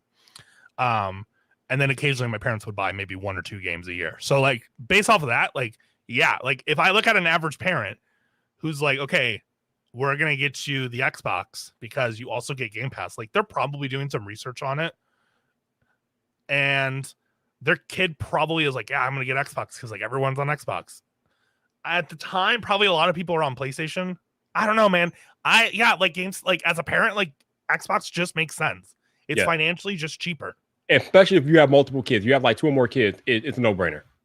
And on top of it, like, you especially if you have 2 kids, like holy crap. And on top of it, like you can get a console for $300. That's pretty good. That's pretty good money, not gonna lie. You don't need $500 console. Like get the digital one. You're gonna download the game anyway. What do you care? That's the other thing too. Why buy a physical copy of games? Why? You're gonna download the game anyway. Yep. Now here's the question now. Storage, external storage. Ooh. Which one's better, the Xbox or the PlayStation method? I think the Xbox method is better because number one, it's been available since day one. But number two, and more importantly, is it's just easier for the average person to do. You buy a card, stick it in the back of the Xbox, you're done. I have heard numerous complaints about how you have to open up the PlayStation 5 to add the SSD in there, and not everybody tech savvy. I mean, it's pretty simple. Even a non-techie person could do it, but people are complaining about having to actually open up the PlayStation to do that. And plus, not only do you have to buy an SSD, you have to buy a heat, or you need one with a heatsink, or you need a heatsink with it too, and that's a whole nother matter entirely. So Microsoft definitely went this round as far as adding storage because it's just much simpler to do it. There's also no certification process on the PlayStation end, like because it's not any M.2 SSD. Yeah, correct. It's specifically Gen 4. I could be wrong on that, but Gen 4, yep. So it's a Gen 4 only thing, and it's like that's not easy for the average person to figure out. Nope. Now I get like if you and I can do it, but you and I are again not the minority in this situation. We're not. No, we're so not. like when it comes to this, it's like because like Xbox are really easy. It's literally a cartridge, and you literally slot it in. It's Seagate branded. It's Done. Xbox branded. You clearly know what you have to get. There's no difference, and it's pretty easy. And that's all it is. Yep. And PlayStation just dropped the ball on it. Like I was really expecting some sort of Seagate Western Digital like collab with like a PlayStation logo on it, and it's like this works for the PlayStation. You should buy this. It's like $300 and it's a terabyte, but they didn't, and it's like, why not? Even if you want to say like, oh, Xbox signed an exclusive with Seagate to make those. Okay, fine, whatever, fair enough. I don't believe that, but sure. There are still like Samsung, Western Digital, like other people make SSDs. Like you will be fine. Kingston, Crucial, like so many more. Yeah. So when I talked to people about this back before the PS5 launch, or actually a little bit after the PS5 launch, they were telling me that the drive or the read and write speed required for the PlayStation 5 for a drive to match its read write were not available. And I'm like, yes, they were. Samsung had one out before the PlayStation 5 launched. And even so, how couldn't, like you said, why couldn't Sony work with somebody to make sure that there were an option available at launch? Like, why are we almost a year into the launch of the PS5 and they're still, I mean, I know right now it's in beta, but it's in beta. It's not even available to the mass public yet. So the mass public still cannot add internal storage to the PS5. Now you can add an external hard drive, but you can't play PS5 games off of that external hard drive. So we're still waiting for Sony to open up the option to add an internal SSD so you can actually run PS5 games off of that internal SSD. And you still can't do it. And we are almost a year into the system life cycle, and Microsoft had an option out the gate day one. It's infuriating, to be honest with you, because Sony should have had this handled day one. I can't even play old PS4 games, like that right there. Like, why can't I? Launch. Oh, that's the problem too. But still, like it's just crazy, like that you can't add storage to PS5 like right now. Like why? Like what is this? I haven't bought. A lot of people have asked me like, why haven't you bought a PS5 yet? Like, if you love PlayStation 5 games, because I've gone to my friend's house to play PlayStation games because he owns a PS4, and I'm like, oh well, I can just get the game on PS4. I'll just buy it and then put it on there. So I've bought a handful of games and played them. But it's like I haven't bought a PS5 just because like there's no good games for it. I'm sorry, there's just not. Like Gran Turismo got delayed. Horizon's not going to come out at any point soon. God of War is not coming out any soon. Like these games that I'm going to want to play are just not ready. So like, why am I going to go spend $500 on a console just to collect dust? That is what the PS5 is great at. It's got one great thing. It's a great dust collector. Oh, shots fired! Shots it is. Fired. It's a great dust collector. That's the only thing that thing is good for using. Somebody clip this! Somebody clip that! Somebody put that on Twitter! Somebody put that on Twitter quick! I'll put that on Twitter. It is the only thing that's good is my good friend John Emo literally has said, he's like, I don't know what I use this for except for it to collect dust. Wow! It does. It doesn't do anything good. Y'all thought I was crazy. Woo! It's not. I'm sorry. Bro. They're going to find you on Twitter, bro. Dude, please find me on Twitter. @me, Do it. That you won't. Oh, man. I'm serious. It's just a giant dust collector. It really is. My shot vac in it probably had the same teraflops, for crying out loud. God. I can't. Are you sure PlayStation made that thing? I'm pretty sure Dyson had some collab in it. Because it is.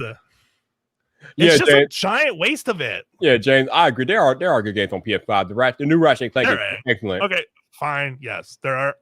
But I can only name 5. Yeah, I mean, again, and I mean, we can't really say that Xbox can do much better because how many Xbox exclusives can we count on one finger right now from the next gen system? Okay, true. Yeah. Okay, true. Valid point. But if I don't have exclusives, at least I can just cancel Game Pass. But Game Pass heads backwards compatible for 3 console generations. Yes. What can PlayStation do? Which is why we will reiterate that even right now, Xbox is the better value because of Xbox Game Pass. And please don't bring me PlayStation Now because we all know that's not hitting it. That's not a real thing. That ain't even we don't even talk about that here. We don't even talk about PlayStation Now here. At least the Switch has at least the Switch has good games, constantly good games. Yeah, they're at 480p, but whatever, So you said you pre-ordered the OLED Switch, right? No, I didn't. I own a Switch Lite, but I did pre-order the Steam Deck. Well, reserved it, whatever. Well, I actually I pre-ordered the Switch OLED because I don't have a Switch right now, so I did pre-order that. Okay. I also reserved the Steam Deck. I don't know if I'm gonna keep that though because I don't know what I'm gonna do. I'm not a PC gamer. I just put a reserve in it just because it looks like it'll be a good product, but I'm not supposed to give mine until Q2 of 2022. So whatever. When are you getting yours? Q2 of 2022. Damn, none of us got in there in time. No. Which, to be honest, I'm okay waiting for it because, I want to, I already know what I'm using mine for. I want to be able to play. First of all, the Steam Deck is a bigger deal than I think people realize, and I don't think people realize it because Steam is actually gaming on Linux. That's a big, huge deal for a lot of reasons, especially the Linux community. It's a huge deal the fact that we're able to play games on such a small device that are AAA games. There are some channels that posted footage of playing Doom Eternal at 30 frames or 45 frames on a small 7-inch screen and medium to low settings. And the game looks great on a small screen. It's great. Yeah, it's not 1080p, but it doesn't need to be 1080p. It needs to have higher frame rate, and it does that just fine. Yeah, the thing about the Steam Deck though is that it is so versatile. It is literally a mini PC. So not only can you play the Steam game, you could download Windows and play Windows games. You can also play your Xbox Game Pass games on it as well. So that thing is multifunctional. It's like a utility thing. It's gonna be big. It's gonna be beat. And on top of it, people are gonna come out with channels or come out with videos on how to put emulators on there to play old N64 games, GameCube games, Game Boy games. It's gonna be a great especially for people I just want to play retro games. Perfect. This is a perfect device for it. It's small. It's portable. The battery life on it will be better because you're playing retro games. You're not playing high intense games. So that battery life will be maybe 4 hours, which is fine. I think, honestly, if you're gaming for longer than 4 hours, it's going to be in a dock mode. So but I literally was sitting here and I was it's going to be really nice to be able to travel again, go to some event or whatever, take my Steam Deck with me, play it on the train or play it on the car ride or play it on the airplane, and then get to my hotel, dock my Steam Deck, pull out my freaking Xbox controller, and then be able to continue playing. Yep, it's legit. It's gonna be great. It's gonna be great. A says, what about PS5 controller versus Xbox Series X? Ooh, okay. So, true story, y'all. I have yet to use my Xbox Series X controller. I haven't even used it. It's still in the box. And it's still in the box because I've been using the Elite Series 2 controller since day one. You're not messing with my Elite controller. I'm sorry. So my Xbox Series X controller is still wrapped up in the box in the room because I haven't even taken it out the box because the Elite Series 2 is just on another level. Now so I can only compare the Elite Series 2 versus the PS5 controller. The PS5 controller and the DualSense technology just cannot be touched. Okay, it's operating on another level. Mm-hmm. I love the Elite controller. I love the modifications and things that you can do with it, but it does not have the technology that the DualSense controller has. And that is what it is. Although I will say ergonomically, though, I think I'm more comfortable with the Xbox controller than the PS5 controller ergonomically. Because after a while, after a long session of playing Call of Duty with the PS5 controller, my hand started hurting a little bit. So I like the ergonomics on the Xbox one better. But as far as technology and what the controller can do and their effect on in-game gameplay, the PS5 controller wins hands down. Okay, I had to go get this because I want to. I'm I'm a big fan of the original Xbox 360 channel controller. Like, I think it's the best controller ever.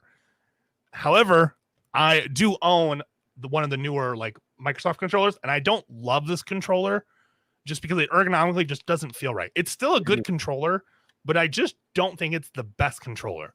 Okay. And then I held the PS5 DualSense controller. That is by far, in my opinion, the best ergonomically like controller. It feels it doesn't feel as good as the 360 controller, but I think it's way better than the Xbox controller. But what I like about the Xbox controllers is these are fully customized. Like, I can get this customized in any color, any shade, any hue, anything I want for literally the same price as a brand new one. It's like what, $50, $60? I don't remember exact pricing. That part I like. If PlayStation would pull their head out of their butt and would let me fully customize a DualSense, I'd buy a DualSense in a heartbeat. But I'll continue using this because I can customize these. So, yeah, I mean, there's really no customization with the DualSense. Only you, but now you can get it in red and black. I actually have the black one back there, and I like it. But what do you mean, blue? Well, like red and black. Woo! Congrats. Oh, woo! We got 3 colors. Xbox has got 3,000 colors. Oh yeah. You're facetious. Okay, I'm like, what are you talking about? Okay, yeah. Oh yeah. But funny story though, when Xbox relaunched their design lab a month ago, I actually designed a controller and I brought it, but somehow my order got canceled. I don't know how, and I didn't feel like doing the whole thing over because that's like time consuming. So I was like, the hell with it. Yep. But that's that is kind of crazy. But I actually designed a controller. I had Viper engraved on it. I ordered it. And the order got canceled. I don't know. All right, whatever. So, did they charge you for it? They did, but then they gave me the money back or whatever. So I don't know. It was weird. It was very weird. But yeah, I ended up not getting my controller, and they canceled my order. Was it like a yellow and black like Viper theme controller? Well, I think it was like white and black. Really interesting. Yeah. Have you? My only concern about buying a white controller is like getting it dirty because like I like white products as much as the next person, but like, I don't want it to be dirty. It's why I don't buy like a white GPU or like anything white because I'm afraid it's gonna get too dirty. I literally brought it for the aesthetics. Like I said, I used my Elite Series 2 and it wasn't gonna replace my Elite Series 2. So. Have you used the Xbox headset, the one that came out? Oh, he's got it. Oh, you mean this thing right here? Yeah. What were your thoughts on that? I like it, but it started acting funky. So I actually, here's the funny thing. I didn't buy it to play on the I didn't buy it to use on my Xbox. I literally brought this for Clubhouse and Twitter Space. So it works okay for that, but it didn't start acting funky or whatever, and I don't really use it much anymore. But it's nice. It feels good. The microphone works pretty well. The sound is decent. But I have a pair of Astro 850s, and this is not touching the Astro 850 at all. So I use my Astro 850 for all things gaming related. So. Yeah. Interesting. Because like I only own like I obviously like I'm a PC gamer, but like I do own a pair of SteelSeries headphones, and I use these for like my Switch and everything. Even though my Switch doesn't have Bluetooth, RIP. There's a pet peeve right there. Why does the Switch not have Bluetooth? Please like also like Nintendo. Here's a hot take. Nintendo doesn't get enough. Like, can I swear on this? Can I say shit? I'm gonna say shit. I don't really care. Why doesn't Nintendo get enough shit for the stuff that they pull? But for some reason, or any other company that does it, like they're like on the guillotine. Like, please elaborate, because like there are things that Nintendo does that I just don't understand. Bluetooth is a big one. Why? Like, I'm sorry, it's 2021. Why is there no Bluetooth in your console? And also, why is there no Bluetooth in the 3 consoles you put out? Like 4, technically. The original Switch, the new Switch, the Switch Lite, and the OLED. No Bluetooth. Why? I really don't understand that for the life of me. I really don't. It's very confusing. It makes no sense to me at all. Also, you want to talk about microtransactions being thing? So, the like Amiibos, right? The little like figurines okay. So Nintendo put out Sword and Shield. Yeah. Sword and Shield? No, that's not right. It's Zelda. Maybe it's Sword and Shield. I don't remember. The Zelda remaster game that just came out. Maybe it's not Sword and Shield. Not sure. I don't remember. Anyway, so they put this game out that originally came on the Wii. Okay. and they were like, "Hey, we're gonna put out this little figurine," and in the Zelda game, you can't teleport and save your game. It's like a thing that's not allowed in the game. But the amiibo lets you do that. It is an actual quality of life, game-changing thing that you have to pay an additional $60 for just to get a quality of life for a game. So you have to pay for the game, which is full price. Okay, so it's $60, and then you're going to spend another $60 for a quality of life improvement that's not built into the game. Yeah. So please explain to me how Nintendo can get away with $120 game, technically. But if Microsoft, God forbid EA does it, all of a sudden it's just like, oh yeah, we're gonna kill that company. But like Nintendo's like, oh, it's okay, right? Yeah, it's okay. Okay, cool. So Nintendo is in a league of their own. I mean, they can't be touched because they pretty much are video games at this point. They are video gaming. They have paved the way, and they're Nintendo. The other thing, and the defense I'll make for the whole amiibo and quality of life thing is that at least with an amiibo, it's a collectible. I'm right. It's not something that it's not like a microtransaction where you just use it in the game and you're done with it. You can actually collect amiibos and like display them and do whatever you want to do with them. Although I agree with you, having to pay that much for just improvement on the game that should be built into the game naturally, kind of wow. But again, at least with the amiibo, you can keep them and collect them, and they look cute. But yeah, weird. Because most of the amiibos are meant for like cosmetic, like you can get a different looking of Link or of Kirby or of whateverness. But this is like an actual like cute like quality of life, like QOL. Like that's a big deal to put on an amiibo, and then you sell it additionally. And then also that thing also sold out everywhere. So if you want it, you're paying scalper prices for it on eBay. So you're not paying $60, you're paying like $110. And it's like, why can Nintendo just get away with this? Like, why is people not like, they should be criticized for this a lot more harshly, and they're not, because they're Nintendo and no one wants to hurt their feelings, and that's bullshit. They have feelings that need to be hurt. I'm sorry, just stop doing dumb stuff. Put Bluetooth in your hurt them hurt their feelings. I don't care. Like, it's just because like gaming companies are not your friends. Like, they are not your best pal that you're on the street with, like having a good time. Like, they're not your friends. They are there to take your money, and that's it. They only want your money. They don't care about anything about you at all. They only want your money. True now they'll story. listen to you and take feedback from you, right? But they want money at the end of the day. True story, man. True story. And it's God, they're just, I'm sorry. Like, I like Nintendo, don't get me wrong. I'm gonna buy the new Breath of the Wild game. I'm gonna buy, like, I might buy their OLED. I kind of want to, but I'm waiting. I'm waiting for that Switch Pro. I'm fingers crossed. It's coming. Man, I know it's coming. Man, we thought the Switch OLED would be the Switch Pro, but nope. Yeah. It even like around E3, there was all those leaks like, oh, it's coming. And I really did think, I'm like, come on, Nintendo, like, pull an Apple, one more thing. And it just never came out. And I'm like, rude. They really did hurt my feelings. And yeah, man, it's crazy. It's crazy. But yeah, no, I really do think Nintendo needs to be more criticized on their actions. No, like, Nintendo doesn't care. Nintendo doesn't give a shit what like you or I say or do. Oh no, or what anyone says for that matter, because like Mario Kart 8 Deluxe is still selling 30 million copies a week. So like, what do they care? And a 6-year-old game is still making money. Like, what do I know? Apparently not much. No, man, not at all, man, not at all. It's kind of crazy, not at all. Let's see what we got here. Digital tools and trade. He'll be back. Hey, man, appreciate you dropping by, hanging out. So thank you. So yeah, we're just talking about how internet has changed the gaming culture tonight. I appreciate my man Josh hopping in and chatting with me, man. So thank you, appreciate you, bro. Not a problem. And gaming is. I mean, there's a lot of good things going on with gaming right now. But there's some of the stuff that's happening with developers and how they're treating the consumers and things like that. Not a good look. Another question for you. As you know, since the dawn of consoles, there's always been fanboy wars and fangirl war between who has the PlayStation or the Xbox, Nintendo, Sega back. There's always been wars. But I think right now it's probably more toxic than it's ever been. So what are your thoughts on the whole console fanboy wars? And what are your thoughts on all the craziness, man? Okay, so I like, for the record, like, I'm pretty young. I would say I'm pretty young.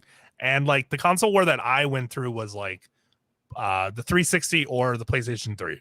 And to be honest, the 360 was just way better of a console. The PS3 was a literal failure in Sony's eyes.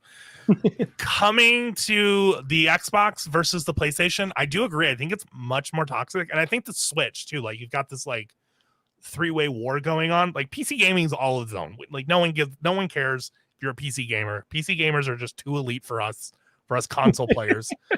I would know because I am one of them elites, those elitist. So like, what is the best console? And like, I want to say like not even in the future, like right now.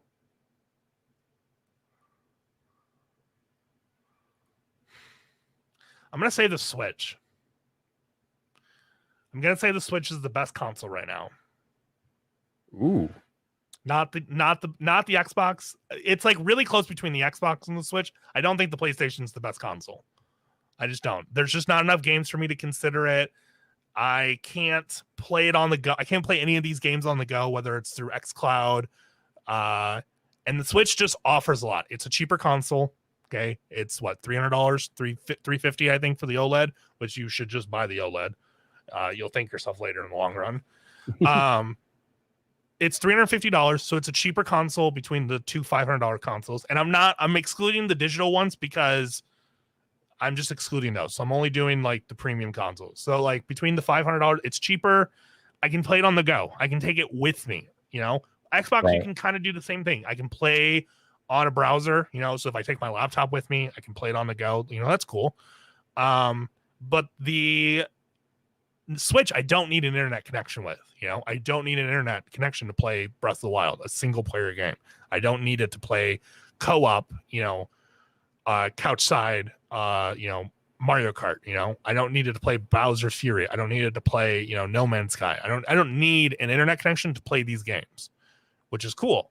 And then finally, just on top of it, like, there's a thing called the Switch effect where like any game that comes to Switch, it just sells well. It's been proven time and time again with certain things. And just games, I'm more inclined to buy No Man's Sky on my Switch than I am on my PC or even my Xbox, because like I can take it with me. Being able to take that gaming experience out of the bedroom, out of the house, and go somewhere else to do it, like, why wouldn't you? So for $350, I would buy a Switch. If I had no gaming console, no gaming, I would buy a Switch. I would tell people to buy a Switch. Ooh. Oh man, come on with the hot take tonight. What's up? Now, the real question is, when the Steam Deck shows up, I'm gonna be honest, the Steam Deck is probably something I would tell people to buy. It's cheaper. It's probably not available, but whatever. None of them are. And on top of it, you have the entire Steam library, which is way more than what Xbox, and you can dock it, and I can use a controller. Although remember, you have to pay extra for the docking. Okay, yes, but you can technically use a USB-C dongle and then an HDMI cable, and that solves your problem. So like, you can make a jank dock and not buy theirs. You should buy theirs, but you know that does technically cost extra. But you can buy a USB-C dongle and then plug an HDMI cord into it, and then, you know, it is all good. So, but yeah, I would say the Switch is the best console right now. And then when the Steam Deck shows up, I'm going to say the Steam Deck is the best console because it is a console. And then after that, and then like in 5 years, when you ask me what the best console is, if PlayStation has pulled their hat out of their ass, then like maybe they can compete. But right now, like, they are still sitting, they are just collecting dust. That is what they're doing. Big old dust collector is what they are. They should rebrand. They should just rebrand to like, instead of calling it like the PS5, just call it the vacuum. My PS5 is still collecting dust. The PS5. Because it sucks. And it's a vacuum. It just sucks. I'm gonna get a lot of hate for this. I already know it. Oh, they're gonna come. They are gonna come for you, bro. I'm ready. I'm ready. Yeah, you better ready. Ready.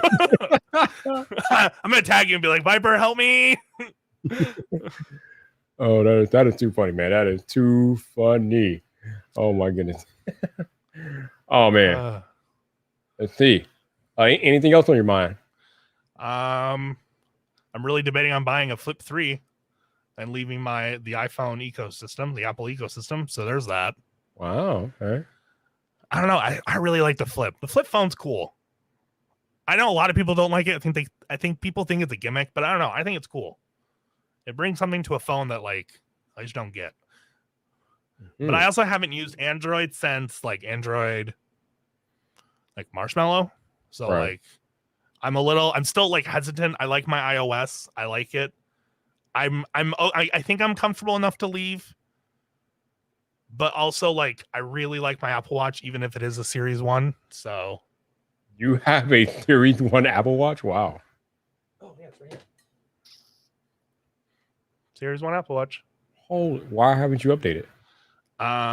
Because I use this really for notifications and directions, and I can do everything on this that I can do on the 7. I just can't get my blood levels and some EKG measurements that I never use. I don't use the fitness part of this, not yet, at least. My man said, because I don't care. I like the new designs. If the new leak designs with like the flat edges come out, I don't know if I'm up for that. I don't know. Yeah, I own a Series. It's Series 1, 42 millimeter. Yep. And I just haven't. It's dead right now, but you know, whatever. But yeah, I own this, and I own an iPhone 11 Pro, and oops, well, drop that. But like, I don't know. I'm ready to leave an iPhone, but if I get an Android, it's probably gonna be a Flip. But then again, Apple could put like 1600 nit peak brightness on this thing, and I'd be like, well, I need that. But who knows? We'll see. I've been watching the rumors just because like I'm due for an upgrade and I kind of want to get a new iPhone. I want a second phone for making videos, so this will become like my main shooter for all my TikToks and all my like vertical form content will be this, and then I'll have like my personal phone for like everything else, because I'm trying to like separate my social media off of it, and if I can use this to do that, then I want to. So that's why I'm open to using like it, because if I don't like it, I can always just go back to this. Like, it's fine. But yeah, I'm really considering the Flip or the Pixel 6. But like, I think if I have to go to an Android, I think I'd go to the Flip. Yeah, it seems like I think a lot of people are liking the Flip, and they're looking for that one more than anything else. Do you think Apple will ever make a foldable? Yeah, maybe one day. Do you want them to make a foldable? Maybe that's a better question. Honestly, I'm indifferent, because they still haven't proven to me that they know how to use large screen to properly multitask on iPhone. So, I mean, on iPad they have pretty good lockdown, but on iPhone, no. So I'm not really all that excited for an Apple foldable until they show me how they can. Until they show me they can reutilize larger screen iPhones, I have no interest in it. Yeah, not being able to multitask on the Pro Max really makes me just think that I should just go down to like a mini. Yep. Or like a different size, like, because it would be cheaper and my wallet would thank me.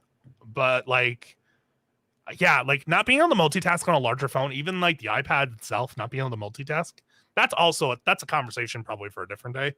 But Apple really should just put Mac OS on the iPads. It'll never happen. Yeah, the iPad. But I want them to. Yeah, those are two different things. That's definitely not happening. But yeah, it's interesting. So I think about for sure. I don't even know why they can't just dual boot it. Like, let me just pick pick either you boot into this or you boot into that. They won't though, because they want the iPad to be the iPad, and they want the MacBook to be the MacBook, and that's because we had to talk earlier this year when WWDC came around. You were wondering if we were getting like Final Cut. You heard all this. We were wondering if we were getting Final Cut or Logic Pro on iPad, and that never happened. Or we were wondering if the iPad could get more advanced features on it. Didn't really happen. So we've been down this road. Apple's not doing it. It is what it is. That's like, I own one of the older iPad Pros, the one before they went to the different design thing, and like I use this, but just not enough to make it worth my time to either upgrade it or do anything with it. It's cracked. I have a cracked case. Better the case than the iPad. Yeah, the case is at least more useful than the iPad itself. Like, I don't know. Like, It's so hard. I do like my iPhone and my Apple products, but like, I don't know. I agree. I think until Apple can figure out how to actually do multitasking on a like larger display, I don't think I want them to make a foldable. I think that's a good statement. Yep, no doubt, man, no doubt. On that note, I think we can land the plane here. Yo, man. I agree. Thank you for coming on and chatting with me tonight, man. Definitely appreciate you. Thank you. Shout out to all of y'all who hung out tonight. I got that. You guys already know. I will be back sometime tomorrow night as we continue Viper every day in August. 31 live streams in 31 days. We've been going strong. We're on day 20. I cannot believe it. No, right? Crazy, crazy. But yeah, thank you guys for being here. Hopefully you enjoy your Friday night, and I will catch you guys sometime tomorrow. But until the next time, people, this your boy Viper, the man about tech. You know where to find me. So come back for more.